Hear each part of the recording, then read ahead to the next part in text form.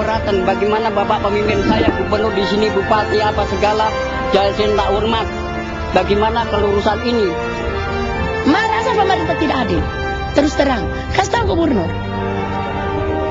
Saat sini cari ongkos pulang dulu. Iya.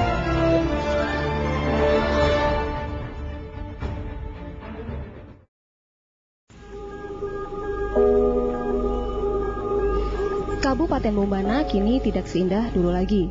Daerah yang dulunya terkenal keindahan alamnya kini sudah rusak. Sejak ditemukannya emas pada pertengahan tahun 2000 silam, aktivitas penambangan emas di kabupaten ini berlangsung tanpa terkendali.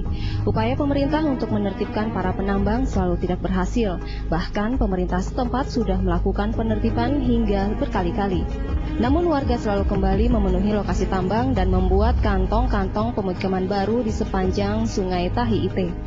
Hal ini disebabkan karena mental aparat di lapangan masih rendah.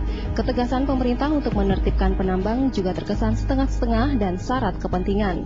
Bahkan ada keluarga oknum pejabat pemerintah setempat yang ikut-ikutan melakukan aktivitas penambangan. Tidak dapat dipungkiri, emas bisa menghipnotis ribuan masyarakat untuk melakukan segala cara agar bisa mendapatkannya. Akibatnya lingkungan dan keseimbangan alam yang menjadi sasarannya.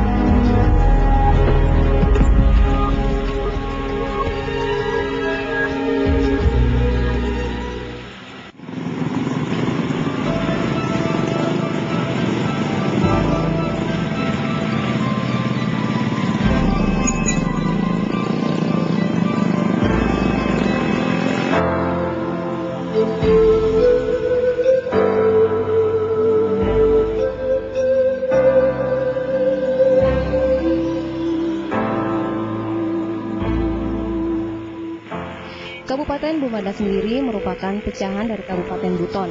Kabupaten ini dimekarkan pada tahun 2003 silam. Data pada tahun 2005 menyebutkan jumlah penduduk Kabupaten Bombana mencapai 11.000 jiwa. Namun seiring perjalanan waktu sejak dimekarkan, laju pembangunan di daerah ini masih lambat bila dibandingkan dengan daerah lain yang sama-sama dimekarkan tahun 2003, seperti Kabupaten Wakatobi dan Kabupaten Kolaka Utara. Sebagian masyarakatnya hidup di bawah garis kemiskinan, bahkan pemukiman kumuh masih terdapat di dalam kota.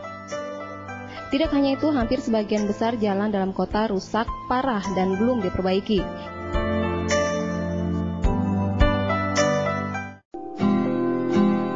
Penemuan tambang emas di Kabupaten Bombana beberapa bulan lalu seakan memberi harapan baru bagi masyarakat Bombana dan masyarakat Sultra pada umumnya. Ribuan masyarakat yang akan mencari nafkah di Kabupaten Bombana sudah tidak bisa terbendung lagi. Maka pemerintah mencoba menertibkan para penambang agar pengelolaan tambang bisa lebih terarah. Setiap penambang dibekali kartu identitas pendulang, baik warga lokal maupun warga pendatang. Karena pendatang yang datang menambang di sini sudah mulai beragam, tidak hanya dari wilayah Sulawesi Tenggara, namun sudah merambah ke daerah lain seperti Manado, Timika, Kalimantan, dan Jawa. Namun program pemberlakuan kartu pendulang ini gagal. Pendulang masih bisa bebas masuk ke lokasi tambang setelah menyogok aparat. Selain itu juga banyak beredar kartu penambangan ilegal.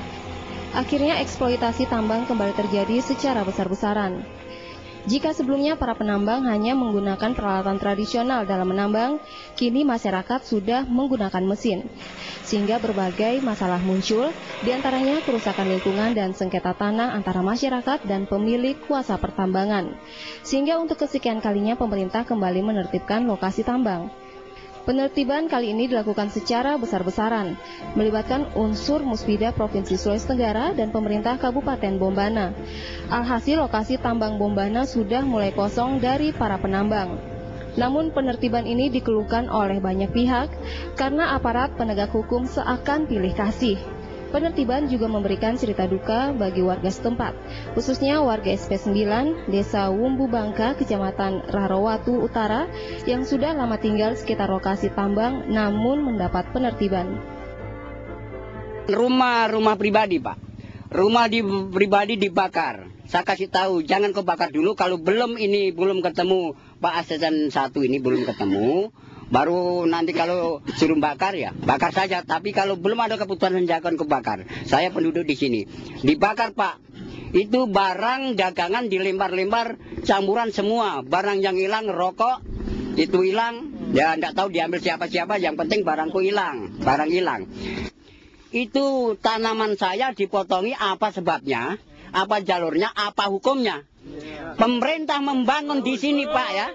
Pemerintah membangun di sini, menghidupkan masyarakat di sini. Apalagi tanaman-tanaman yang ditanam rakyat di sini jangan dipotong. Mengimbau, ada pajak, kalau tidak ada tanaman tidak bisa pemerintah narik pajak urusan di sini, Pak. Bagaimana, Pak? Ya, ditingkatkan di sini. Camat sudah bilang, dikarenakan nanti habis pemilihan presiden harus bisa desa satu di sini. Kenapa masih diungkit-ungkit masalah tanah? Kenapa saya mau dibongkar begini? Kenapa saya mau diancam? Masalah apa? Saya tidak mencuri. Saya masuk di sini lewat palang. Palang dibayar. Palang dibayar. Itu kan nama ilegal. Ilegal itu lewat sawah.